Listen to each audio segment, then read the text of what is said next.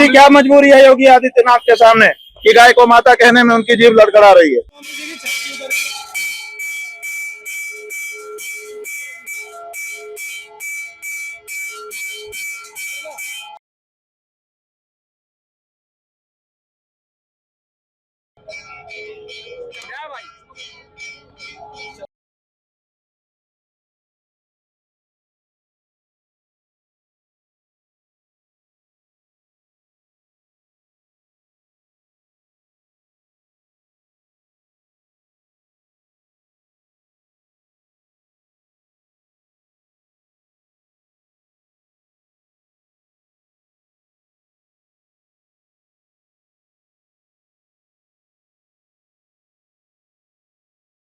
बात यह है कि जो गौ माता को माता भी नहीं कह सकता वो हमारे किस काम का है।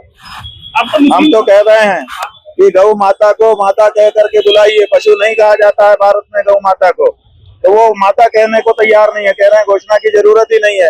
तो जब तुम ये मानते हो कि माता को घोषणा करने की जरूरत नहीं है तो हमें तुम्हारी भी जरूरत नहीं है। बात यह है कि योगी आदित्यनाथ क्या करें क्या ना करें, हमको तो बड़ा आश्चर्य है कि एक व्यक्ति जो अपने आप को हिंदू कहता है, एक व्यक्ति जो अपने आप को योगी सती कहता है, एक व्यक्ति जो गोरक्ष पीठ का अपने आप को महंत बताता है, जब गौ माता को माता के रूप में घोषित करने की बात आती है, एक नाथ शिंदे जो काम कर सकता है वो आदित्यनाथ योगी क्यों नहीं कर सकता, बताओ। ऐसी क्या मजबूरी है योगी आदित्यनाथ के सामने कि गाय को माता कहने में उनकी जीभ लड़खड़ा रही है।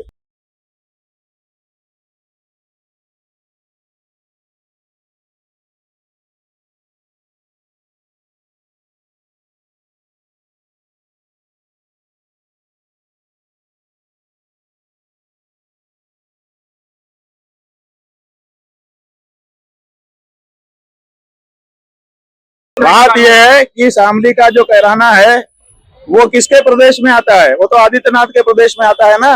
तो आदित्यनाथ के प्रदेश में आदित्यनाथ के बुलडोजर लेकर के 9 साल राज करने के बाद भी गौ हत्या क्यों हो जा रही है, इसका जवाब दो।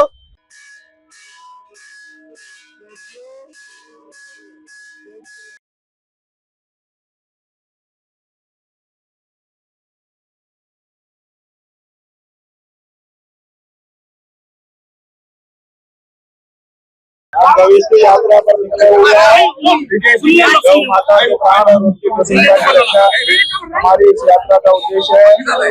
जब हमारे देश के नेताओं ने हमारा वोट देकर के 78 साल में भी गौ माता की रक्षा का कानून नहीं बनाया, तो हमको नेताओं से और पार्टियों से निराशा हो गई और इसीलिए अब हम इस यात्रा के माध्यम से उत्तर प्रदेश के सभी मतदाताओं से संपर्क करने के लिए निकले हैं। सभी 403 विधानसभा क्षेत्रों में जाकर वहां के मतदाताओं से संपर्क कर उनको गौ माता के महात्म्य और उनके मतदान के दुरुपयोग के बारे में सचेत कर रहे हैं। और जनता मतदाता एक तरफ से गौ माता की रक्षा के लिए मतदान करने का संकल्प कर रहे हैं। बहुत बड़ा वातावरण खड़ा हो रहा है।